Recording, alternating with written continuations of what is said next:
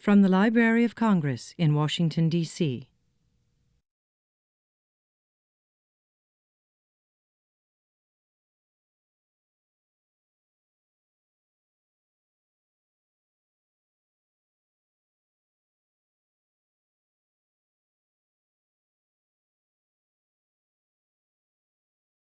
I'm John Cole. I'm the director of the library's Center for the Book, which is the reading promotion and book promotion arm of the library. One of the advantages of the Center for the Book is that we have opportunities to meet and greet and also work with all kinds of custodial divisions in our celebration of the results of work in the Library of Congress's collections, such as the book that's going to be discussed today. The Center for the Book also is responsible in large part for the National Book Festival, which this year will be held on the National Mall from September 21st to 22nd. We are in charge of these Books and Beyond talks and also work around the country with a network of reading promotion partners. We've inspired a state Center for the Book in every state, and they honor the authors and the writers of those states, often with book festivals, sometimes with book awards. And also we have a network of literacy promotion partners. And our latest project actually is the management of the new Library of Congress Literacy Awards, which is going to be a major endeavor for us. But it is all in the spirit of promoting books and reading and hosting talks such as this, which bring out the importance of the Library of Congress's wonderful collections and also some of the wonderful characters who are behind these collections. And we're joined also by Todd Harvey, who is the curator of the Alan Lomax collection, and he will be part, I hope, of the question and answer period that we will have at the conclusion of the talk. All of our talks are filmed for later showing on the Library of Congress's website. Tom will speak for about 40 minutes with a chance for questions and answers. So we also would like you to turn off all things electronic. There will be a book signing at the end of this, which is part of what we do with each of our Books and Beyond programs. We have hosted since 1996 well over 200 of these book talks and have been able to share the library's collections then with a good part of the world, in part because of the website productions. Before I introduce our introducer as the historian of the Library of Congress, I'm just going to share something from the foreword to this wonderful, beautiful book that was written by a friend of the Library of Congress's, William Ferris, who for years, of course, was in Washington as the head of the National Endowment, but also Bill is a scholar and someone who deeply appreciates both the Library of Congress, its history, and one of our chief character. And here is a comparison that Bill makes in the introduction about two institutions that helped shape his life. One was Alan Lomax himself, one was the Library of Congress, and he wants us to reflect on the symmetry of the Library of Congress's acquisition of the Thomas Jefferson Library of 6,487 books way back in 1815, and of the acquisition of Alan Lomax's library of 5,000 hours of sound recordings, 400,000 feet of motion picture film, 2,450 videotapes, 2,000 scholarly books and journals, hundreds of photographic prints and negatives, and over 100 linear feet of manuscripts acquired by the Library of Congress in 2004. Thus, standing 2 centuries apart, Thomas Jefferson and Alan Lomax are both icons of American culture, and their legacy is intimately tied to this great library. Their respective collections are intellectual bookends that ground us both in our nation's past and its future. Thomas Jefferson and Alan Lomax chronicled written and oral traditions that today constitute our cultural birthright as Americans. Mr. Jefferson would be proud to know that his library has grown to over 29 million books. Whoops, more like 33, 34 million now. And Alan must be wryly smiling to see old friends and colleagues to gather for this particular presentation. To introduce our speaker, I'm pleased to introduce Ralph Eubanks, who is our publishing officer, and this is a book which Ralph and the publishing office rightly are very proud of, and Ralph will introduce Tom. Let's give Ralph a hand.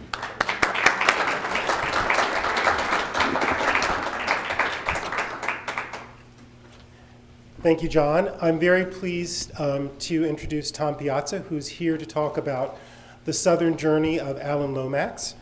Tom Piazza is the author of 11 books, including the novel City of Refuge, which won the Willie Morris Award for Southern Fiction, the Post-Katrina Manifesto, Why New Orleans Matters, and Devil Sent the Rain, Music and Writing in Desperate America, a collection of his essays and journalism. His novel, My Cold War, won the Faulkner Society Award for Best Novel, and his short story collection, Blues and Trouble, garnered him a James Michener Award for fiction. Since 2008, Tom has been a writer for the HBO drama series Treme. No less a literary critic than Bob Dylan has said, Tom Piazza's writing pulsates with nervous electrical tension, reveals the emotions that we can't define. Tom is also a well-known writer on American music. He's a 3-time winner of the ASCAP Dean's Taylor Award for Music Writing and the winner of a Grammy Award for his album notes to Martin Scorsese Presents the Blues, A Musical Journey. His writing has appeared in the New York Times, The Atlantic, Book Forum, The Oxford American, the Columbia Journalism Review, and many other periodicals. And for someone who has both a Faulkner Society Award and a Willie Morris Award, he's not from Mississippi.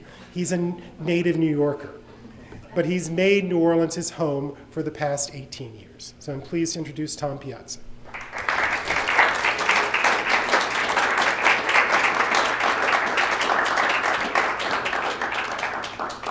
Thank you.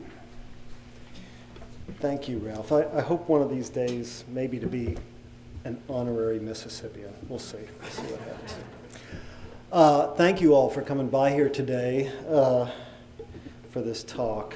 And I'm so proud to be here standing in front of you talking about this book. My text, which serves as, I guess, the principal text for the book, is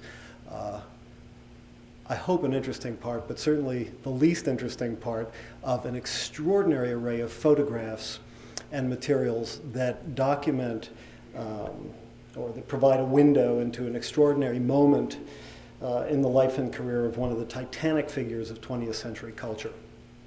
Alan Lomax, as many of you probably know, was a pioneering figure in American folklore, particularly in the documentation of the range of American vernacular music through sound recording and oral history. Beginning in the early 1930s, Lomax made countless trips through the American South and later throughout the United States and the world, collecting folk songs, work songs, ancient Anglo-American ballads, African-American blues, dance music, the full range of what came to be known generically as folk music. With his father, John A. Lomax, who was himself a kind of titanic figure and a pioneering folklorist, he discovered the African-American songster Hughie Ledbetter, better known as Leadbelly, in the Louisiana State Penitentiary. Alan recorded the first formal oral histories of an American vernacular musician when he sat with the New Orleans pianist and composer Jelly Roll Morton in 1938 in the Library of Congress Coolidge Auditorium. And I remember when we were doing the initial spade work for this book, I sort of realized the lifetime ambition of going over there and actually standing on the stage where Lomax talked with Jelly Roll Morton. It was a great thing. And for those of you, by the way, this is a parenthesis, but I would really recommend seeking out those Library of Congress recordings that Alan Lomax did with Jelly Roll Morton. They're an absolutely staggering picture, not just of the early years of jazz in New Orleans, but of America just after Reconstruction, when everything was up for grabs. It was just an extraordinary time, and those are great recordings. Allen greatly expanded the Library of Congress's archive of American folk song while working here in the late 1930s and early 40s, and he recorded Leadbelly and Woody Guthrie for the library alongside folklorist John Work in 1941. He made the first recordings of McKinley Morganfield, another Mississippi person, who would become world famous as the blues singer Muddy Waters.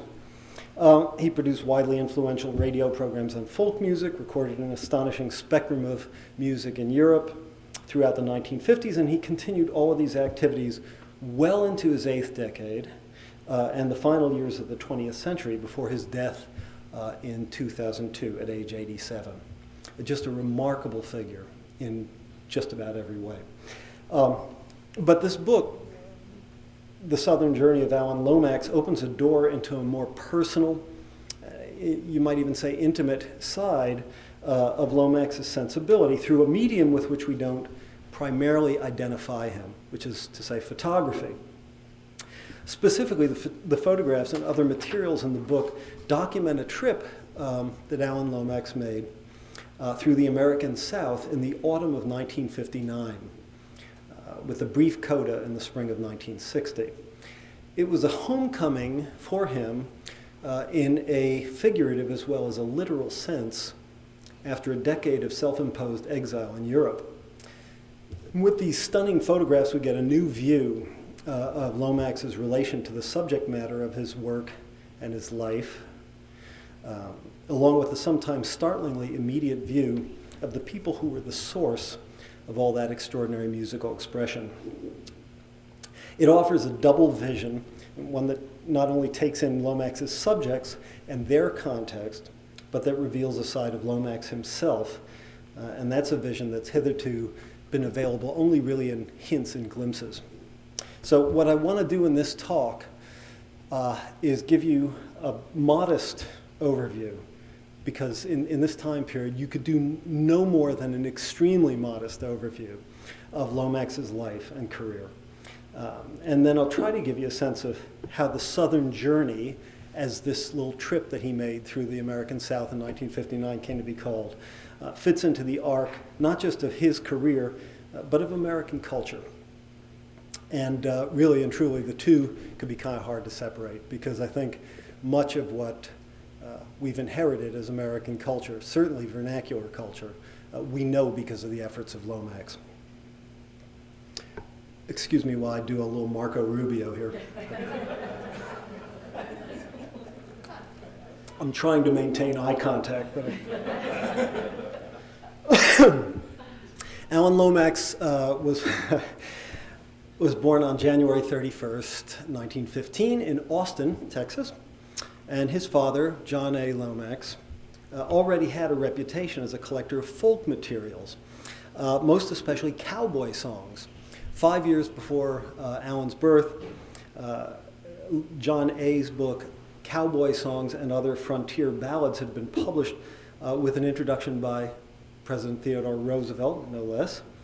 The elder Lomax was a force of nature. After blowing through his undergraduate career at the University of Texas in 2 years, he went to Harvard for a year and studied partly under the literature scholar and ballad expert George Lyman Kittredge, who was himself a student of Francis James Child, who assembled the monumental 10-volume collection, The English and Scottish Popular Ballads. It's worth saying that academic consensus or agreement on the significance and worth of these kinds of materials, folk ballads, etc., was by no means unanimous. It still isn't really. And J.A. Lomax never held a steady academic position as a professor. He served as a registrar and later as secretary of the Faculty and Alumni Association at the University of Texas, taught English briefly at Texas A&M, and he sold bonds in Chicago and later Dallas, as well as constantly applying for grants and graduate fellowships.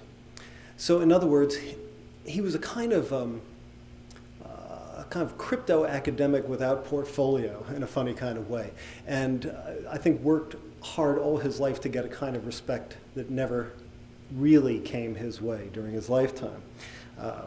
He made a significant part of his living traveling and giving lectures about cowboy songs. This is the father, John A. He often performed the songs he collected and contextualized them with stories that cast the collecting of the songs as a romantic adventure in itself.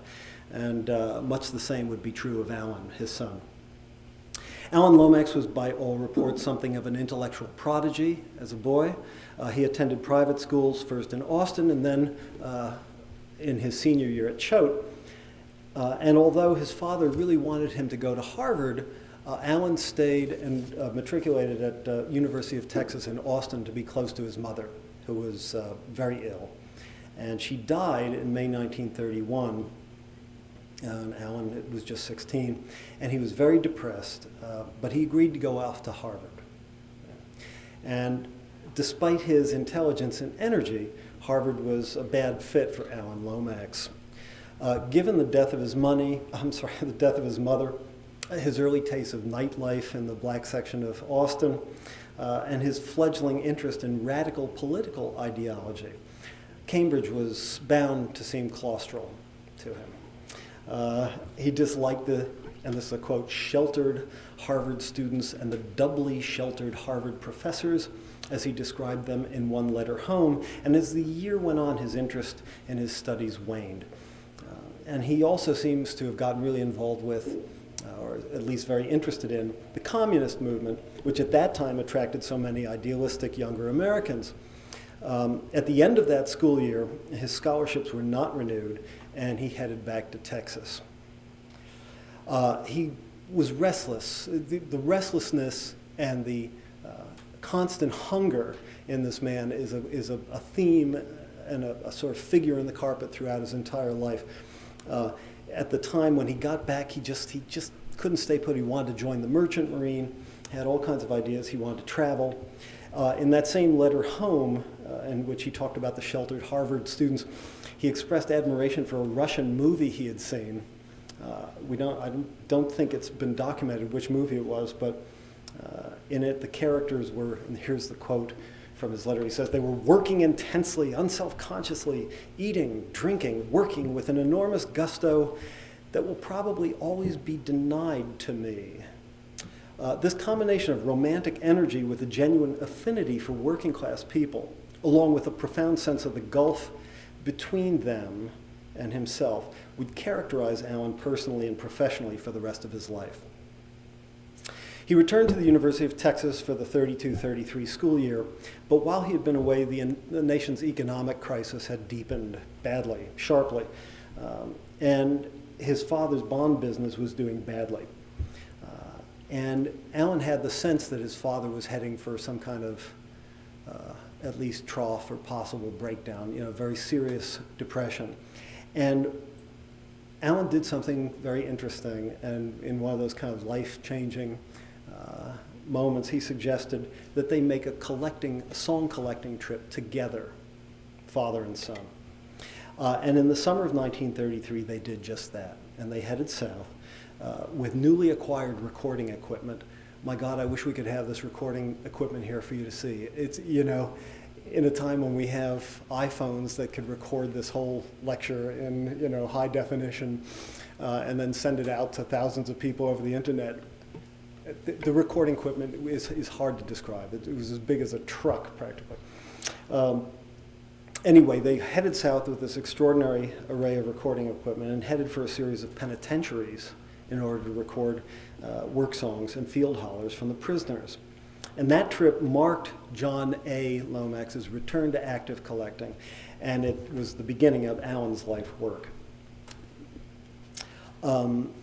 When father and son headed south in the summer of 1933, this new machine they had acquired recorded directly onto discs that could be played on an ordinary turntable.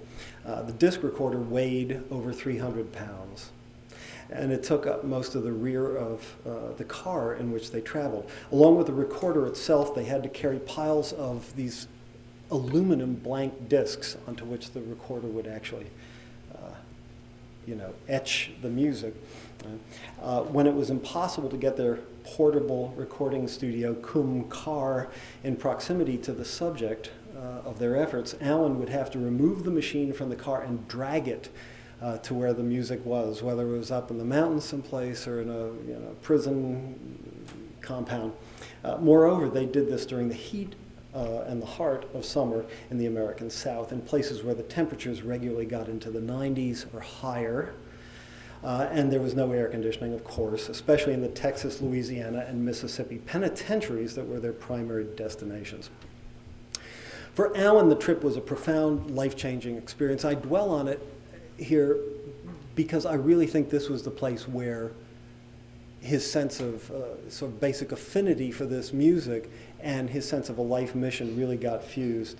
In remarks they delivered in 1989 at the New York Public Library, Alan identified that trip as the occasion when he heard the music that first, and this is a quote, allied me with the people, which made me forget Beethoven and all that.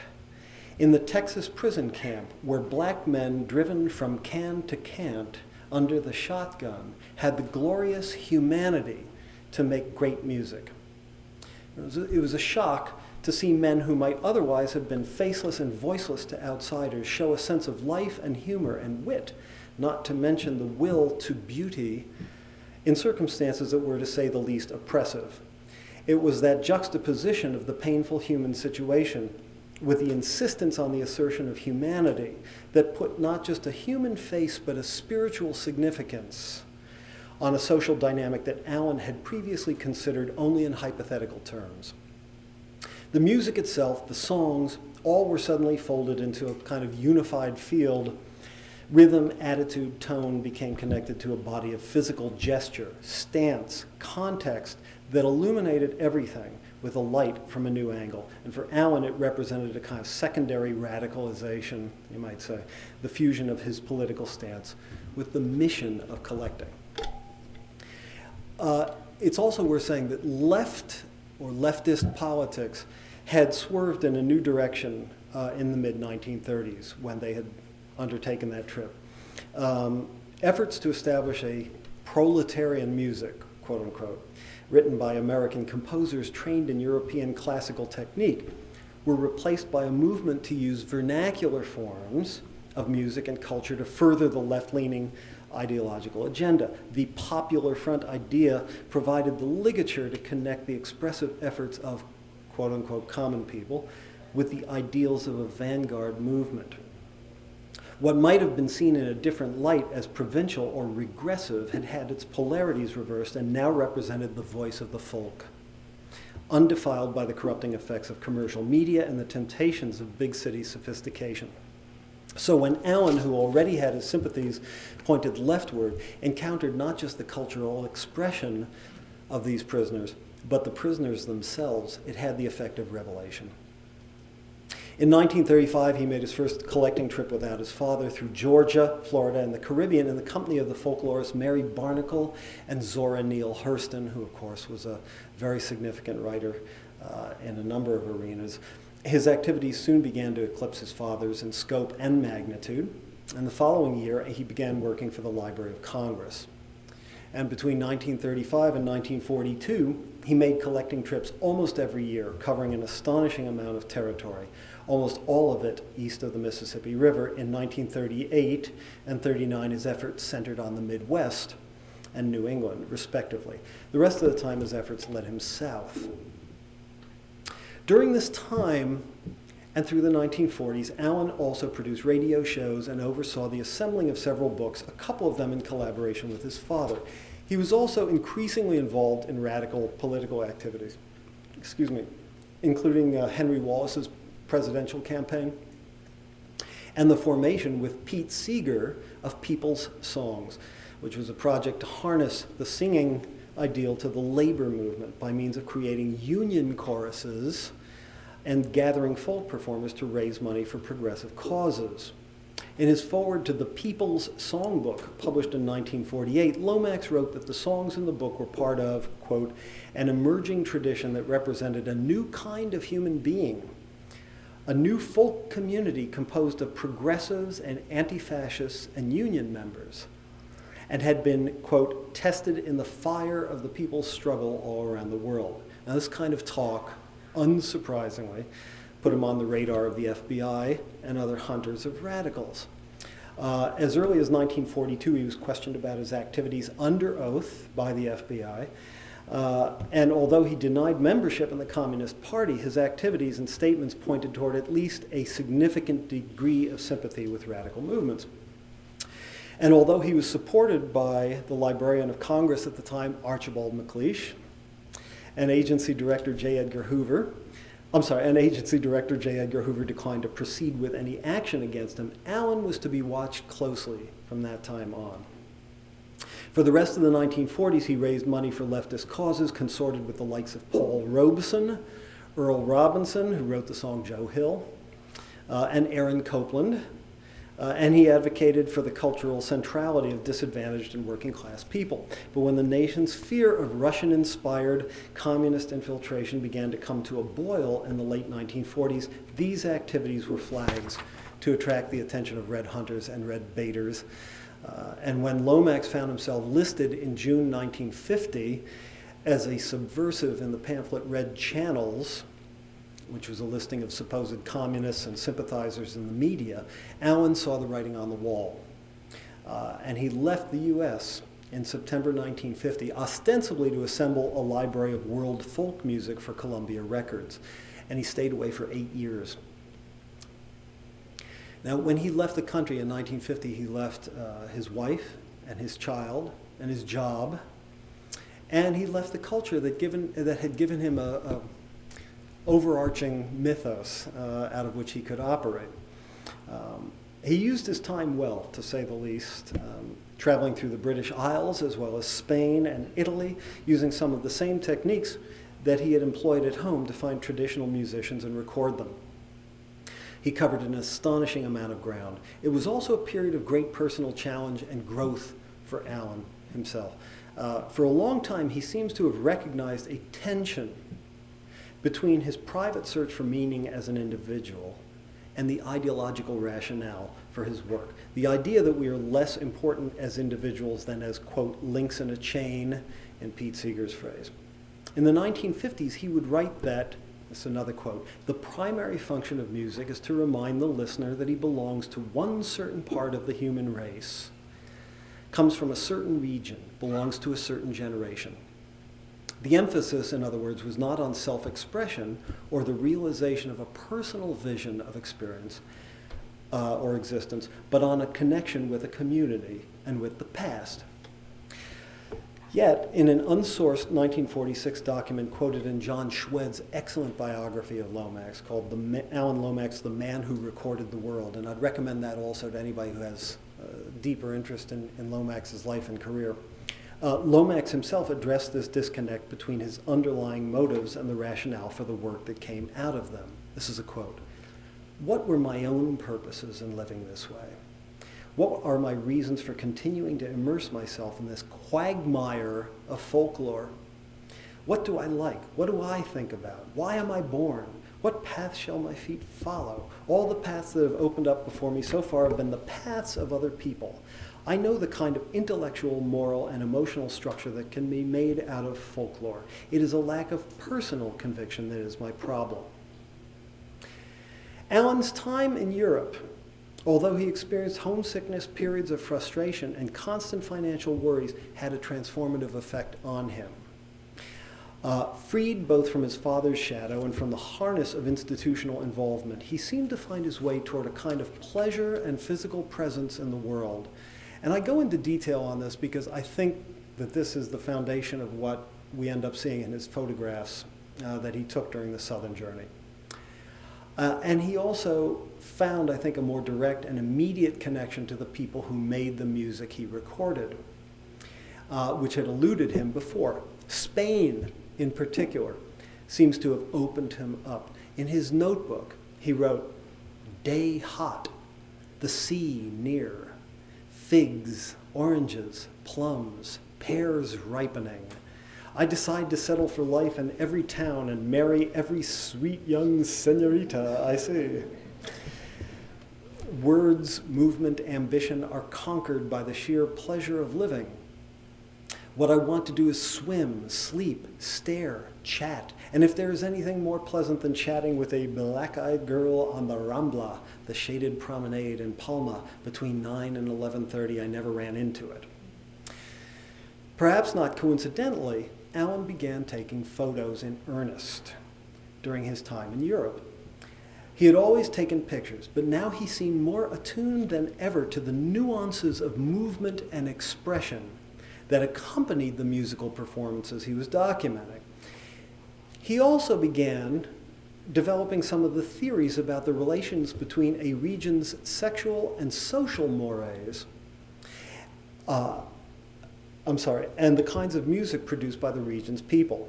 Theories that later became codified in the analytical system he called cantometrics.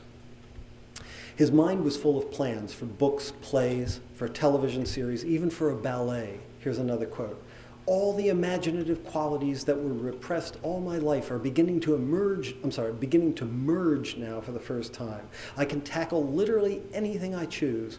This was from a 1953 letter to his wife. The great paradox is that even as he was being opened up in a new way to the life of the body and the senses, his analytical ambitions were shifting into overdrive. And during this time, Alan was making plans for a kind of grand Wagnerian synthesis of psychology, anthropology, musicology, folklore, and technology to study, in biographer John Schwedd's words, quote, patterns of muscular tension in the body during singing, patterns of breathing in songs, variations in electrical current on the skin and in the brain, and heart rate. If you found musical style A in a community, Lomax wrote, almost giddy with the sense of possibility, you would know that a certain family of perhaps deeply hidden emotions was at play in the emotional and aesthetic life of the whole society. Folk song can become an index as to what is aesthetically wrong or right about a certain branch of the human family, or even with an individual. It is to Lomax's credit that he did not let these kinds of theories determine what he recorded. While he was evolving this set of notions toward a comprehensive analysis of folk expression, he was also able to maintain a boyish pleasure in, and even awe at, the moment of the expression.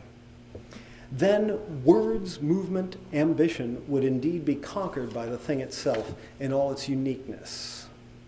And as all this was happening, the word from home was that the McCarthy era was fading into the past, and there was a serious revival of interest in folk music, especially among the young, and coming home began to seem like a good idea.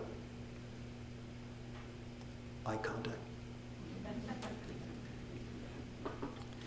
Awakened in a new way to the world of the senses, and on fire with a vision of a unifying set of theories to explain it all, Lomax came home in 1958 to an altered cultural and political landscape. When he had left, folklore as he practiced it had been the province of a very small group of people, none of whom were professional performers. In the interim, interest had been stimulated by the reissuing on LP records of old recordings, most especially Harry Smith's Anthology of American Folk Music on Folkways Records, now available on Smithsonian Folkways Records, and Samuel Charter's book and companion LP, The Country Blues. Recording equipment had gotten more portable. And younger men, they were mostly men, like Mike Seeger, John Cohen, Ralph Rinsler, and others, some of whom not only collected the music but played and sang it on a professional level, began going out into the field, so-called. Out of this activity came the rediscovery of early recording artists, many of whom had been heard on the Anthology of American Folk Music or the Country Blues, like Mississippi John Hurt, Doc Boggs, Son House, Eck Robertson, Booker White, as well as great musicians who had never been heard by a wide audience, such as Roscoe Holcomb and the auto harp virtuoso Kilby Snow. This new movement had sects of purists of various types, and the center of gravity had moved from Washington, D.C., to the Northeast, mainly New York City and Boston. Lomax, who had left the country as the undisputed king of folk music collecting, returned as a kind of pope in exile, and it was a somewhat bumpy re-entry. All the younger generation of folk music aficionados had learned from and valued Lomax's recordings and contributions, to say the least, through the Library of Congress and elsewhere. And Lomax-affiliated musicians like Woody Guthrie and Leadbelly were saints of the movement. But there was something free and even anarchic about this new inquiry, and it bristled at any top-down theorizing or prescriptive discourse. Even Pete Seeger, who was every bit the man of the left that Lomax was, said of the late 1950s folk song revival that it was, quote, out of the control of any person or party, right or left, purist or hybridist, romanticist or scientist. Lomax's response, in a sense, was to mount a kind of counteroffensive, a reconnaissance of the American South, its places and its people, in many of the locales that he had visited years before, to see for himself what had changed and what had endured. He would bring along a new stereo tape recorder to document the singers and players, some of whom he had first met and recorded as long as 2 decades earlier, in clear and startlingly present sound quality, by the way. He would be accompanied by a young British folk singer named Shirley Collins, who was his assistant and lover, and who has provided us with the most thorough narrative of the trip's ups and downs. And he would bring his camera. The first and most important part of what came to be called the Southern Journey began in August 1959 and continued until October of that year. Starting in Salem, Virginia, Lomax and Collins wound their way through much of the southwestern part of the state, through Kentucky, down through Nashville to Alabama, and into Mississippi, where they visited the prison farm at Parchman, as well as other spots, mostly in the northern part of the state. They bounced back and forth between parts of Arkansas and Memphis, Tennessee, before heading back across Mississippi through Alabama again, en route to St. Simon's Island off the Georgia coast. They accomplished all this in under 2 months, and that was at a time when the interstate highway system was barely in its infancy, and certainly hadn't penetrated the areas where they were headed.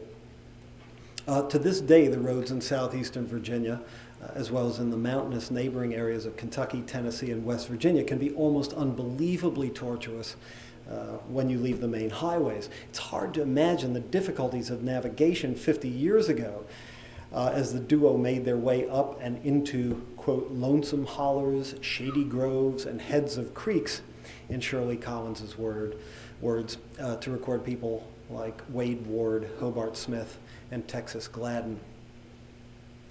Adding to the logistical travail was the decision to camp out much of the time in order to save money. Collins vividly describes the conditions in her memoir, America Over the Water. Quoting from a letter she sent home to England at the outset of their trip, she writes, "We arrived late in Salem and decided to camp out at the foot of the Blue Ridge Mountains. It took hours to get the tent up in the dark. Alan trying to hammer tent pegs into the very hard ground and waking up all the local dogs who barked furiously.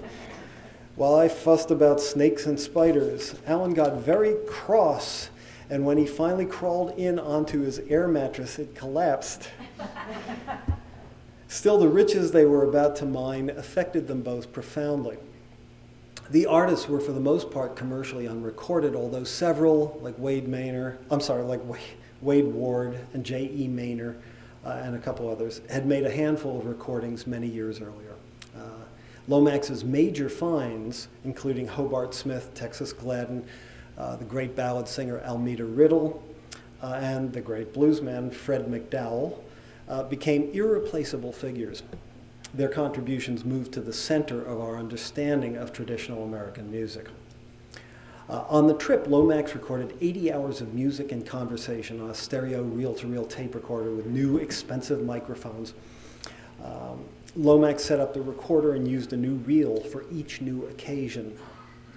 And while the singers performed, or perhaps afterward, he took notes not only on the back of the tape boxes and the space provided, where he listed the names of the performers and the songs that were recorded, but also on the blank insides of the cardboard boxes, describing the singer's physical gestures, jotting down stray remarks or anecdotes. The boxes are encrusted inside and out with this kind of commentary, and it reflects Allen's desire to somehow preserve the moment whole or entire, not just the sound, but the literal embodiment of the people and culture that produced it. And even as he was annotating, transcribing, and recording, he was preserving it all in yet another way through the lens of his camera. And it's these images that are delivered so beautifully in this book. It's easy to recognize a family resemblance between these images and the work of the photographers affiliated with the Farm Security Administration of the mid to late 1930s. Dorothea Lange, Arthur Rothstein, John Vachon, Jack Delano, and the rest. Lomax's ideology came out of much the same New Deal bag. The FSA photographers had a mandate to focus on lives hitherto ignored or slighted in the interests of awakening conscience and consciousness, making the case for social improvements and change. Ecce homo, the photos said, behold and care for your less advantaged brothers and sisters. They were designed, in the words of the FSA project director Roy Stryker, to make a dent in the world. One of the mysteries of these images in the Southern Journey of Alan Lomax is that while Lomax strongly shared that goal, his images seem to advance no agenda other than an appreciation of the subject's sense of life. Even some of the finest FSA photographers, like Rothstein, Dorothea Lange, or even Walker Evans, often tended to brand their subjects, in a sense, so that they became instruments of a statement about a larger vision. In other words, here is a poor Appalachian, here is his wretched bedroom, here is a bizarre or ironic juxtaposition of commercial imagery with urban decay, and so on. In contrast, Lomax almost never argued for his subject's abjectness or misery. He didn't have the pitiless, detached, consummate artist's eye of Walker Evans, nor did his pictures have the kind of j'accuse dimension of Rothstein's or Lange's, using images of dire straits to make a rhetorical point in which too often the human subjects are objectified. If Lomax's photos argue for any point, it is that people can make meaning and express beauty and fellowship even in the most dire circumstances. Even here, the images seem to say, even on this sagging porch or in this prison, people find a way to be human and to be together. His photographs never attempt to usurp the dignity of his subjects. He sometimes got so close in with his camera that he seemed to be trying to enter the musician's skin. Not only was there no control booth on the porches or the prison as there would be in a recording studio, but there was practically no physical separation at all between the musicians and Lomax. In Como, Mississippi, Lomax took a photo of Ed Young playing fife and staring us right in the eye, with Lonnie Young Sr. in the foreground, crowding the camera. Similar images of the multi-instrumentalist and singer Hobart Smith, the balladeer Texas Gladden, and Mississippi Fred McDowell abound. Certainly one of the most moving groups of photographs, and you'll see a couple of these images in a little slideshow at the end of this talk. Certainly one of the most moving groups of photographs presents prisoners on visiting day at a Mississippi prison, which probably Parchman Farm. It's a companion sequence to another sequence taken mostly in color of prisoners at work in the sun singing. Those are the ones I think you'll see most of. As iconic of some of those outdoor images are, it's this other side of the story that pierces the heart. Men in convict stripes in a common room receiving children, wives, and girlfriends. Here, a convict on a bench looks up at the camera. Standing in front of him is a young boy, probably his son, looking out at us from the shadow, of his father's embrace.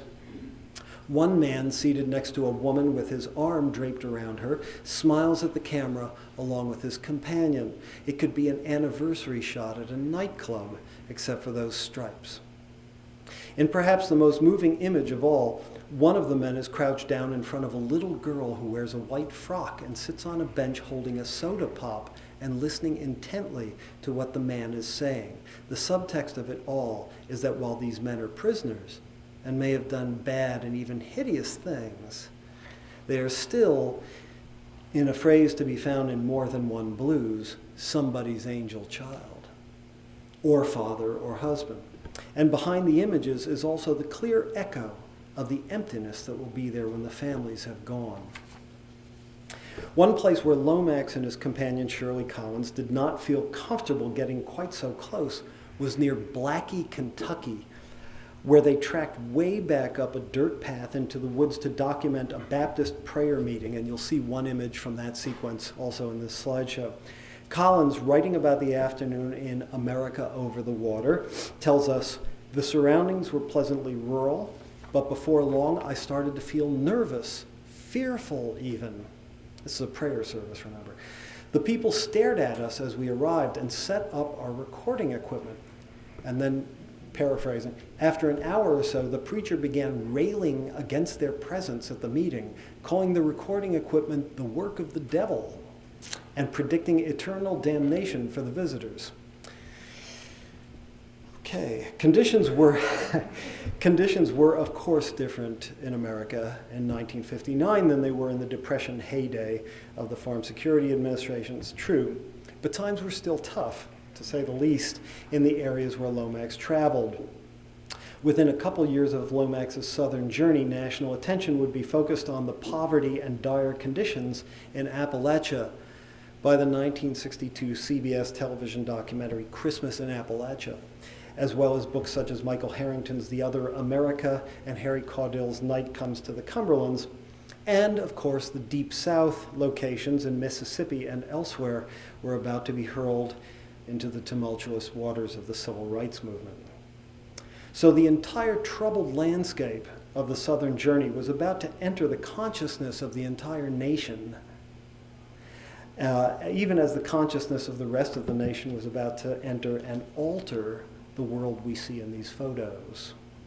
It was a world rife with poverty and racism, problems that Lomax had spent most of his life thinking about and working against.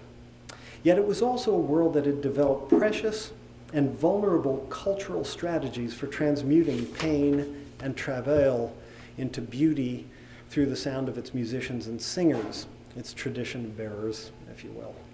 Almost as soon as Lomax left town, the bright light of media attention would change the cultural ecology of those places forever.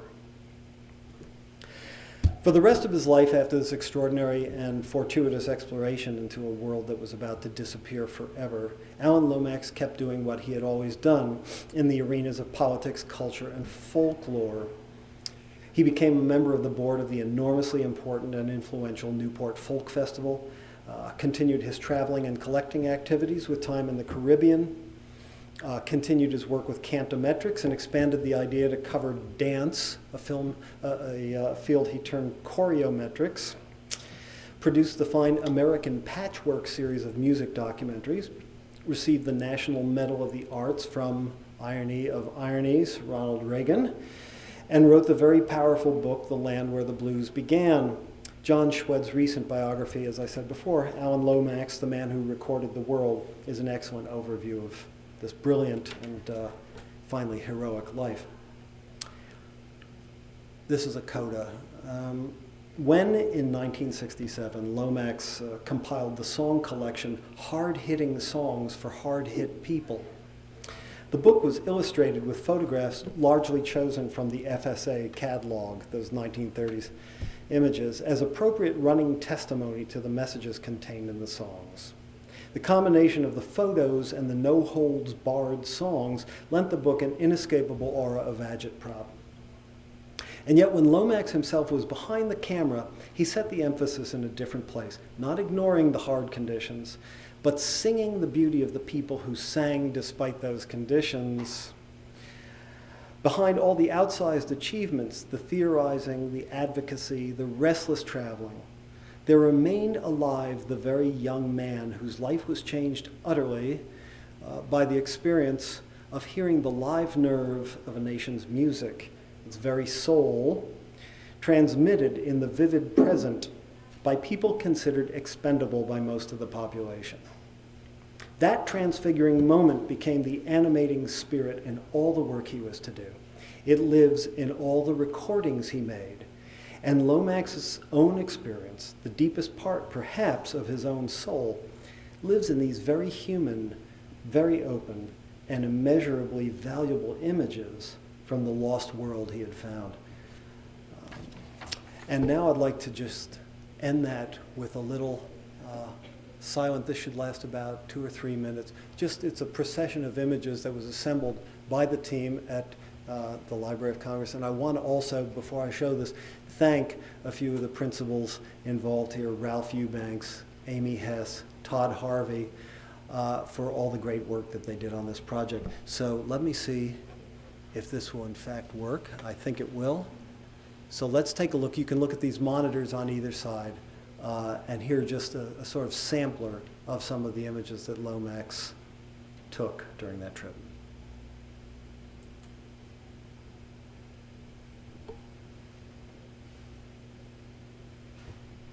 That's Hobart Smith actually playing guitar.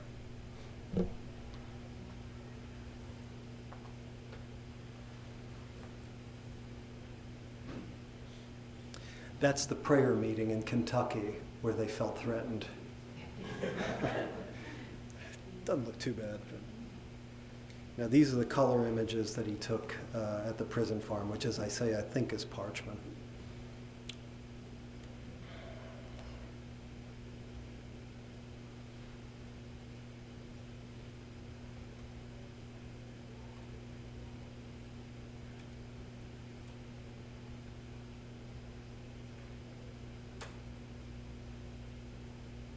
That's the fife player I mentioned. That's in Como, Mississippi.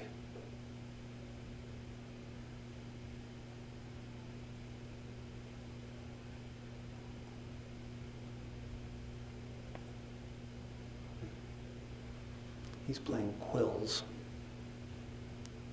blowing across the top of those reeds.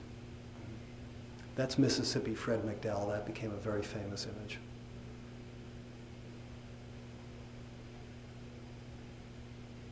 I believe that's Almeda Riddle, a terrific singer of ancient ballads. I believe that was taken in parchment also, actually.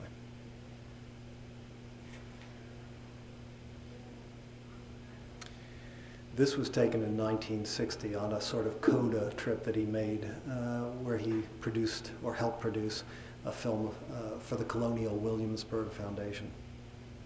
These were members of the Georgia Sea Island Singers.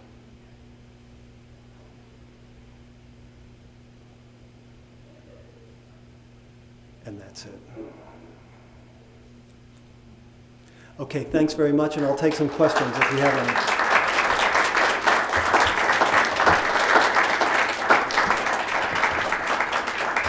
Thank you. Thank you so much. Yes? As you were speaking about the people at the prayer meeting, I was thinking, they were right. Here he shows up with a woman, not his wife. They're not from around there. They go in with the recording equipment. People feel uncomfortable and begin to think, this machine has something to do with the devil. Then you said that soon after they left there, the media came. Right. And it did destroy their written grammar, and in a sense, they were right on. And Allen himself was known as Bigfoot or Crow Pig because of the way he ordered people around when he wanted to record them. So he may not have gone in with the checklist of manners, and I think they may have been totally within their rights to feel comfortable. Well, he was not, how can I say this diplomatically? He wasn't famous for his tact. How am I doing? He was a larger-than-life figure, really. It's a cliche, but let it stand.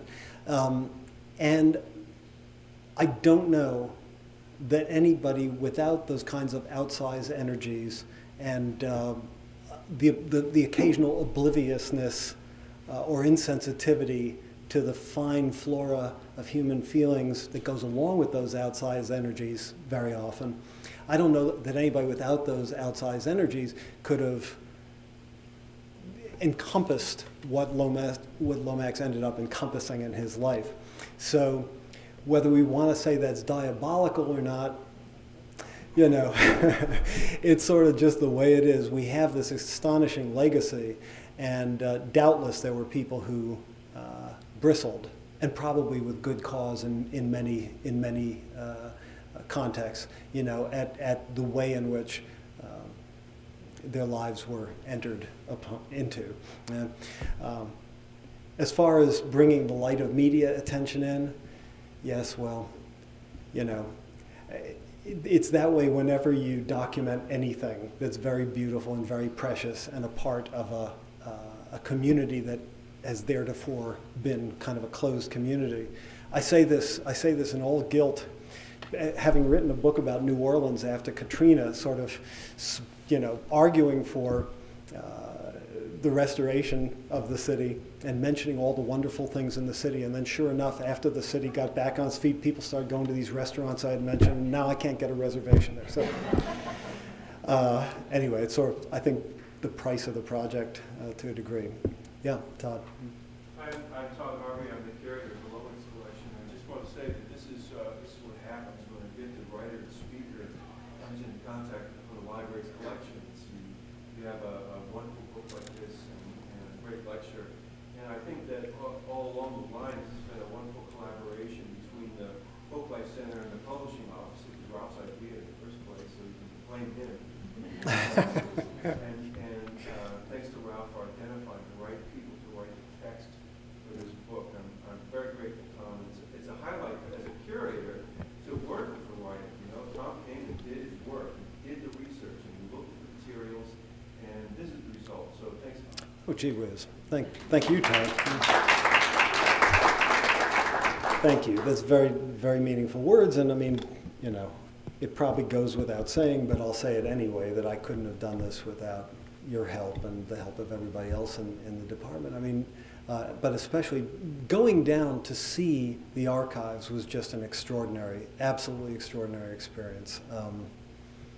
I could start ticking off the high points, the Woody Guthrie letter typed on the inside of a John Steinbeck book jacket, you know, haranguing Alan Lomax about this. There's just extraordinary treasures in there. And it's great that it's in such great hands. So thank you for the remarks. Does anybody else have any questions about Lomax, though, or about the Southern Journey? Yes? Did you ever participation from Lomax in this? Were you able to interview him before he died?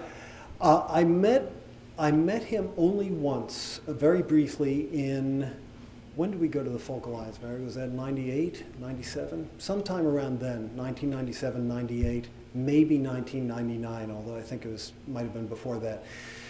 He was in attendance at a big convention of folk music mavens in Memphis, and there was Alan Lomax, and I knew somebody who was, I think, working with him and introduced me to him very briefly, but he was already, at the very end of his life, he was not as present, I think, as he was for a lot of his life, and he said a few things I didn't really understand, and I realized that he was, you know, a little bit faded out in terms of his actual presence, but my God, just to have seen him, just to be able to shake his hand was just an extraordinary experience. You know, I mean, with nodal cultural figures such as Alan Lomax, I mean, you could go down a whole list, but you see them in a whole sort of drop menu of elusive facts and imagery presents itself. And you're instantly thinking about Leadbelly and Jelly Roll Morton and the Southern Journey and all these different places that they made available to us, whether their methods were what we would have designed in a kind of frictionless universe or not.